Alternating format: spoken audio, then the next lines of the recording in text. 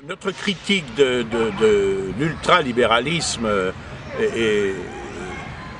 et notamment de l'ultralibéralisme européen est très différente de celle des marxistes. Les marxistes, dans la mesure où ils sont restés marxistes, sont totalement hostiles à la propriété privée des moyens de production. Nous considérons au contraire que l'initiative économique individuelle est absolument irremplaçable. Ce contre quoi nous nous élevons, c'est contre la destruction de nos services publics, c'est contre une concurrence effrénée et déloyale qui résulte de la disparition des frontières économiques sur le pourtour de l'Europe.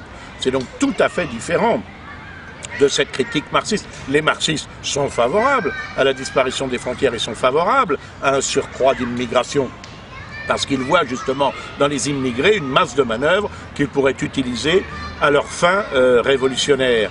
Par conséquent, je dois dire d'ailleurs que Marx était un ultralibéral.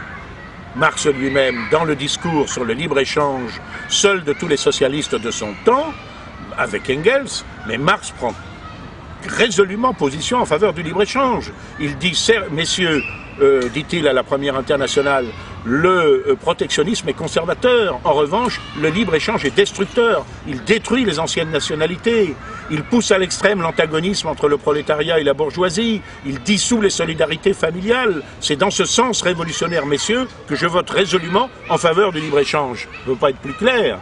Par conséquent, s'il y a aujourd'hui des marxistes ou des post-marxistes qui jouent un petit peu aux protectionnistes en déplorant pour la forme la